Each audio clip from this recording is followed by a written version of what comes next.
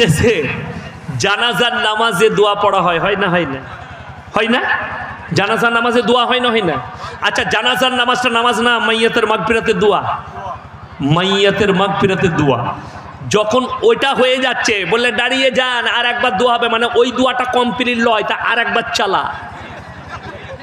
যদি ওটাও না হয়, যদি সালা এটা মিস যায়, তো বলে মাটি দিয়ে আর একবার চালা। এই ফতোয়া তো জিলাপি হুজুরের।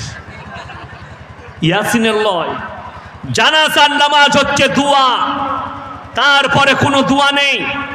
আপনি আপনার বাপের কবর জিয়ারত অবশ্যই করবেন, ফজরের পরে চলে যান।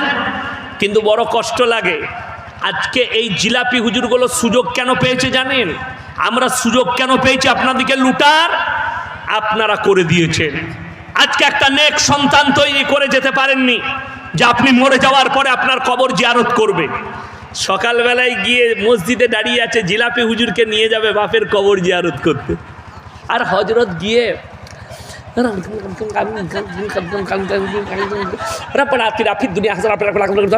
3 दिन जियारत করে বলছে, बोले हजरत आपको क्या क्या दे? बोले एक लुंगी दे देना, एक बंडी। साला कबर पुजो करे लुंगी पड़िस, कबर जियारत करे সেই দিয়া লুঙ্গি এই গুটকা কররা পড়ে। আর আমি আমার বাপের মাদ্রাসায় ডাব পেরে গেছি, আমাকে হারাম কররা ডাব চোর বলছে। তোরা মাজারের পয়সা চোর, চাদরের পয়সা চোর। অবাক হয়ে যাবেন।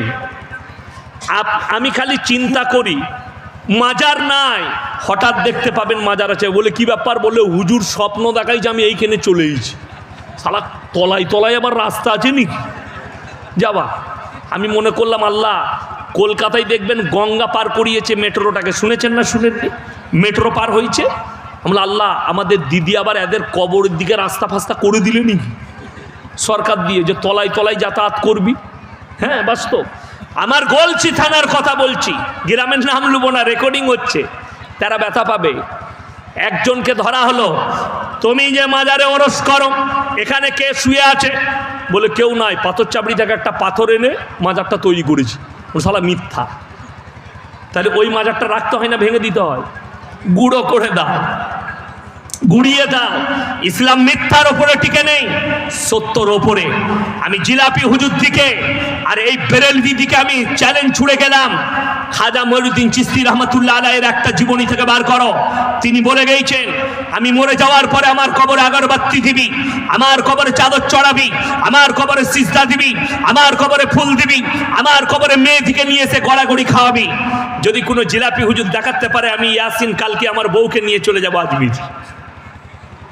কষ্টের বিষয়, ওদের মৌলবি আহমদ রাজা বেরেলভি নিজে লিখে গেছে ফতোয়ায়ে রিজভিয়ায়, মেয়েদের মাজারে যাওয়া হারাম।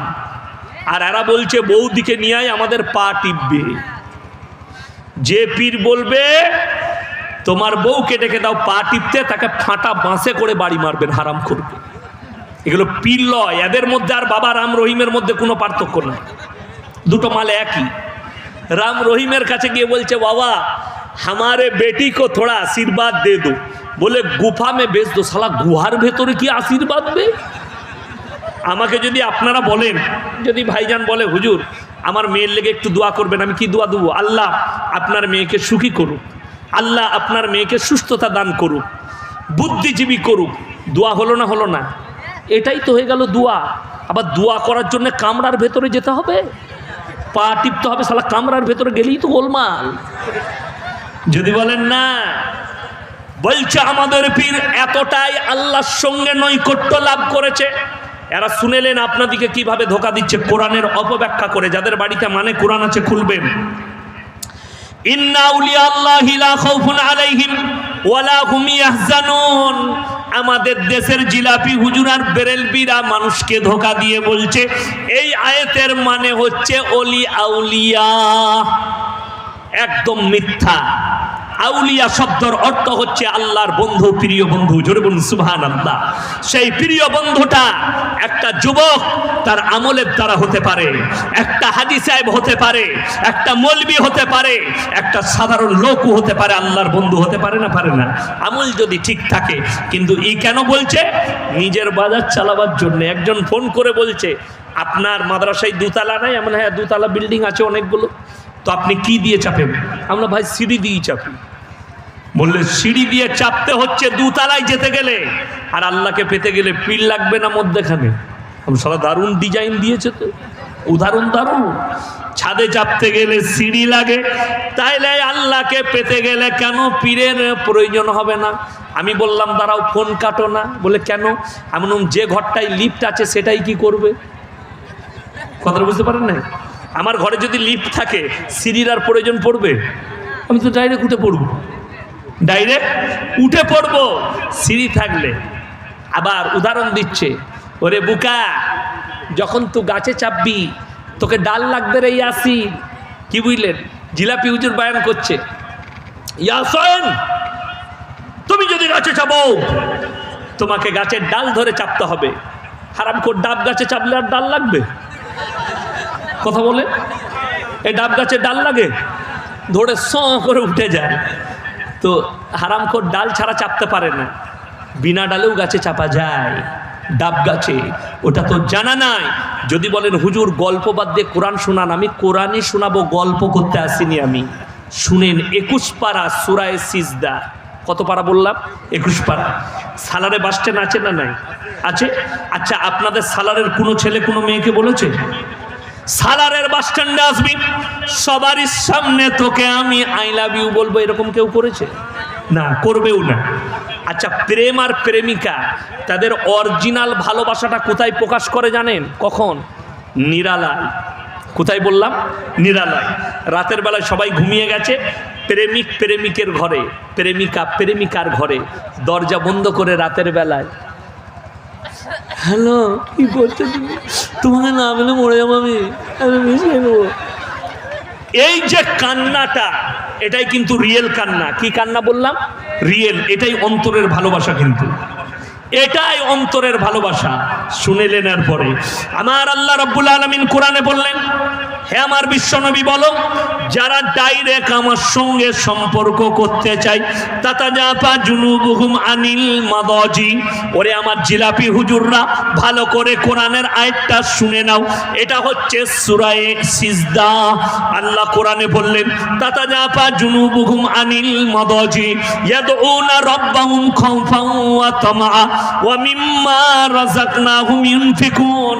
হে আমার বিশ্বনবী, যারা আমার সঙ্গে সম্পর্ক করতে যায়, রাত্রিতে যখন সবাই নিদ্রায় চলে যাবে, নিরালায় চলে যাবে, ঘুমিয়ে যাবে, তখন আমার বান্দা ওই নিরালাতে উঠে নামাজের পাটিতে এসে তাহাজ্জুদ পড়বে এবং আমার কাছে নিরালায় কান্নাকাটি করবে।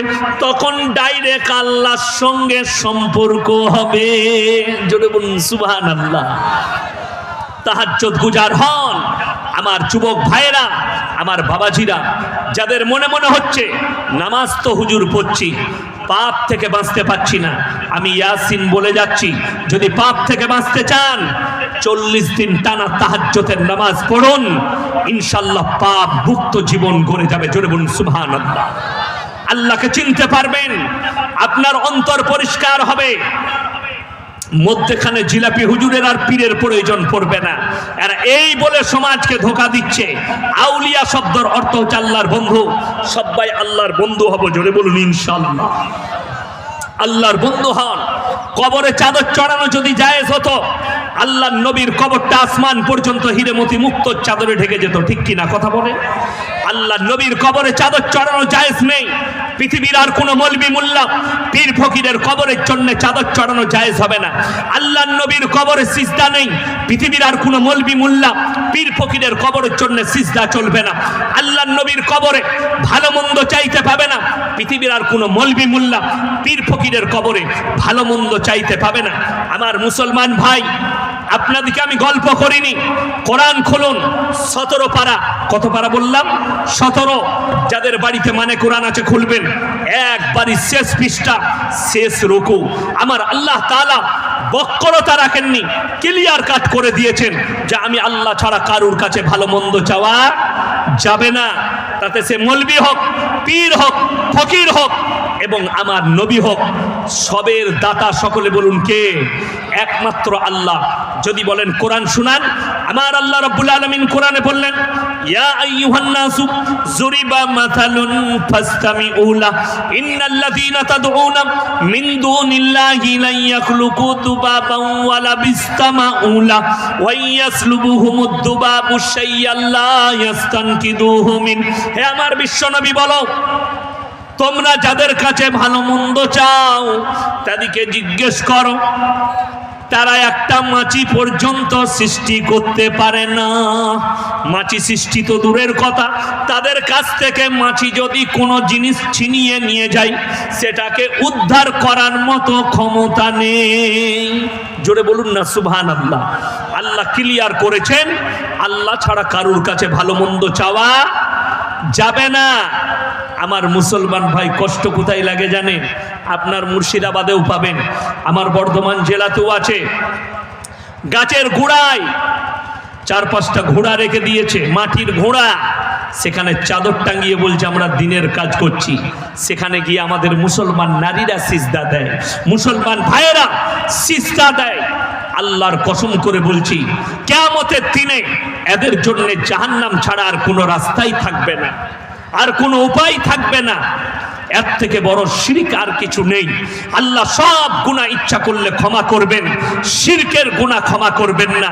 কেউ যদি আল্লাহর আসনে কেউ কি বস করায়, বড় কষ্ট লাগে। আমাদের দেশের হিন্দু ভাইরা তাদের ধর্ম পালন করে, করে না? করে না? তারা কি করে? মাটির মূর্তি তৈরি করে পূজা করে না? করে না? তিনাদের ধর্ম পালন করছে, তিনাদের ইচ্ছা। দেখুন, আচ্ছা, ওই মূর্তির সামনে কোনো মুসলমানের সিজদা করা যাবে? কেন? আল্লাহ ব্যতীত অপর।